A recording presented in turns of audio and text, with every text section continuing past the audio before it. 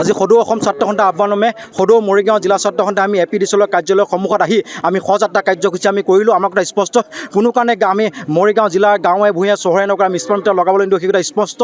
Smart meter আতিশয্য বন্ধ হ'ব লাগিব, নিয়মীয়া বিদ্যুৎ যোগান ধৰিব লাগিব আৰু অভাৱনীয়ভাৱে যে বিদ্যুৎ মাচুল বৃদ্ধি কৰিছে সেই বিদ্যুৎ মাচুল বৃদ্ধি হ্ৰাস কৰিব লাগিব। কিন্তু তাৰ পৰিণতি যদি এইসমূহ তেওঁলোকে কাৰ্যকৰী নকৰে তাৰ পৰিণতি কিন্তু ভয়ানক হ'ব। সেই কথা স্পষ্ট। হিমন্ত বিশ্ব শৰ্মাক সকীয়াই থৈছোঁ, আপুনি চামুচেৰে দি বেলচাৰে নি আপুনি বন্ধ কৰক। আপুনি ষড়যন্ত্ৰ কৰক, অসমৰ ৰাইজক লৈ ষড়যন্ত্ৰ কৰা আমি বন্ধ কৰক। নৰেন্দ্ৰ মোদী ভৰি চেলেকি, অমিত শ্বাহৰ ভৰি চেলেকি আপুনি কাম কৰা বন্ধ কৰক। স্মাৰ্ট মিটাৰ অসমত লগাবলৈ দিয়া নহ'ব। আপুনি ইলেকশ্যনৰ আগত ডাঙৰ ডাঙৰ কথা কৈছিল, ডাঙৰ ডাঙৰ হোৰ্ডিং আহিছিল, 24 ঘণ্টা কাৰেণ্ট দিম, 24 ঘণ্টা কাৰেণ্ট দিম বুলি এইখন চৰকাৰ দিনত এতিয়া 2-3 ঘণ্টা কাৰেণ্ট নাথাকে। গাঁৱত গছ পাত্তা লাগি 2-3 দিনলৈ কাৰেণ্ট নাথাকে। গাঁৱত ট্ৰেন্সফৰ্মাৰ এটা বেয়া হ'লে 2-3 মাহলৈ কাৰেণ্ট নাথাকে। কৰ্মচাৰীৰ অভাৱ, মৰিগাঁও জিলাতে বিভিন্ন কাৰ্যালয়সমূহত কৰ্মচাৰীৰ অভাৱ। সৰু কাম এটা কৰি দিবলৈ কৰ্মচাৰী বিচাৰিলে কৰ্মচাৰী পোৱা নাযায়।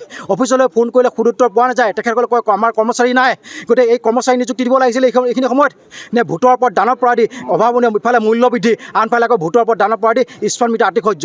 যিসমূহ চহৰে নগৰে গাঁৱৰ স্মাৰ্ট মিটাৰ লগাইছে সেইসকলে যে কৈছে আগতে 200-300 টকা বিল আহিছিল, এতিয়া 2000 পৰা 3000 টকা বিল আহিছে। ইফালে আকৌ ভল্টেজ নাথাকে, ফেনখন কেইপাক ঘূৰিছে গম পোৱা যায়। ভল্টেজ নাথাকে, ছাত্ৰ ছাত্ৰীসকলে পঢ়িব পৰা নাই। পোহৰ ৰ'দ, ছাত্ৰ ছাত্ৰীসকলে থাকিব নোৱাৰা অৱস্থা, গাঁৱৰ ৰাইজ থাকিব নোৱাৰা অৱস্থা, চহৰৰ ৰাইজ থাকিব নোৱাৰা অৱস্থা। পোহৰ ৰ'দ, যি সময়ত বিদ্যুৎ যোগান নিয়মীয়া কৰিব লাগিছিল সেই সময়ত বিদ্যুৎ যোগান নিয়মীয়া কৰা বাদ দি হিমন্ত বিশ্ব শৰ্মাই অসমৰ ৰাইজক কি উপহাৰ দিলে? স্মাৰ্ট মিটাৰ উপহাৰ দিলে। যিটো স্মাৰ্ট মিটাৰৰ জৰিয়তে এফালে চামুচেৰে দি এফালে বেল চাৰাই নিয়ে এইটো স্মাৰ্ট মিটাৰ। অৰুণোদয় আঁচনি 1200 টকাৰ কথা কয় বা মাহত কিন্তু এইখন স্মাৰ্ট মিটাৰৰ জৰিয়তে বিদ্যুৎ মাচুল আহে 2000 পৰা 3000 টকা। গতিকে হিমন্ত বিশ্ব শৰ্মাই এইসমূহ কৌট কৌশল অসমৰ ৰজিবলৈ দিয়া নহ'ব। সেই কথা স্পষ্ট। হিমন্ত বিশ্ব শৰ্মাক কৈ দিছোঁ, আপুনি এই কৌট কৌশলবিলাক নৰেন্দ্ৰ মোদী অমিত শ্বাহৰ লগত কৰি থাকক। অসমত এইবিলাক কৌট কৌশল আপোনাক কৰিবলৈ দিয়া নহ'ব। সেই কথা স্পষ্ট।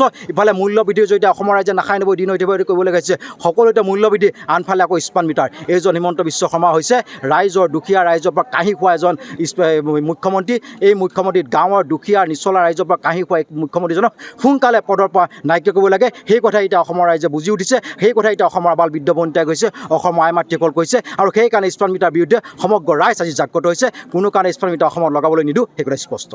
যিকোনো খবৰৰ বাবে যোগাযোগ কৰক 7099017330 অথবা 7099017390 নম্বৰত।